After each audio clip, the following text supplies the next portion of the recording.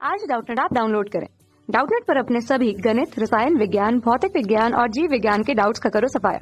बस प्रश्न की फोटो खींचो, एक ही प्रश्न को क्रॉप करो और तुरंत वीडियो सोल्यूशन पाओ। अभी डाउनलोड करें।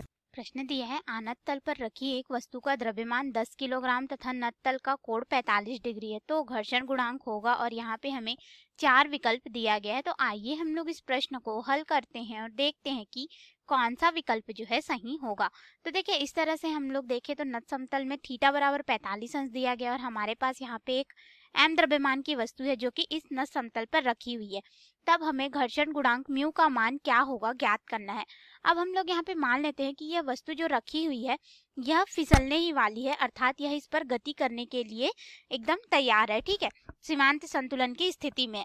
तब जब यह गति करेगा तो इस पर जो देखो, मान लेते हैं कि यह इधर नीचे की तरफ आएगा, तो इस पर जो घर्षण बल लगेगा F वह ऊपर की तरफ होगा गति के विपरीत में, और जो वस्तु का द्रव्यमान होता है वह ऊर्ध्वाधर नीचे की ओर होगा mg, और इसका जो अभिलंब प्रतिक्रिया बल है वह इस तल के लंबवत, यानी कि हमें कुछ इस प्रकार से प्राप्त होगा जो कि हो जाएगा r के रूप में। तो इसको संतुलित करने के लिए इसके जो भार का घटक है वह 2 टुकड़ों में बढ़ जाता है, यानी कि 2 हिस्सों में 2 घटक में। यहाँ पे ये थीटा बराबर 45 अंश बनेगा, क्योंकि जो कोण यहाँ पे बन रहा है, ठीक है, क्षैतिज से वही कोण यहाँ पे भी बनता है, और ये हो जाता है mg cos थीटा, और ये हमारा हो जाता है mg sin थीटा के रूप में। यानी कि हमारे पास यहाँ पे घर्षण बल F बराबर कितना हो जाएगा, mg sin थीटा हो जाएगा, और यहाँ पे जो घर्षण गुणांक होगा, ठीक है, उसको भी हम लोग गुणा करेंगे म्यू, यानी कि जो घर्षण बल होता है उसे हम लोग स्थैतिक घर्षण गुणांक या गुणित अभिलंब प्रतिक्रिया बल लेते हैं। तो अभिलंब प्रतिक्रिया बल का जो मान है वह हमारे पास कितना हो जाता है mg।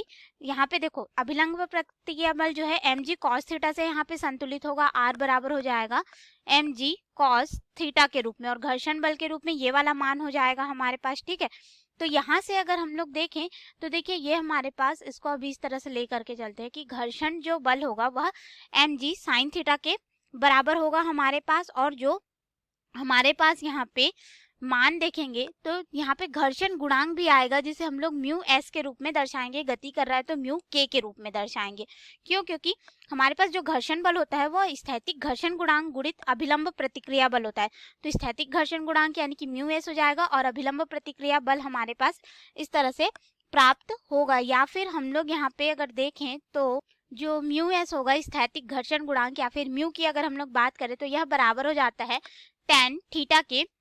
तो इसके अनुसार हमारे पास थीटा का मान जो है हमें पता है, तो यहाँ पे क्या हो जाएगा, म्यू एस बराबर हो जाएगा tan थीटा का मान जो है 45 अंश है, यानी कि tan 45 अंश का मान 1 होता है। तो हमारे पास यहाँ पे घर्षण गुणांक म्यू एस बोले या म्यू बोले, इसका मान हमारे पास 1 हो जाएगा।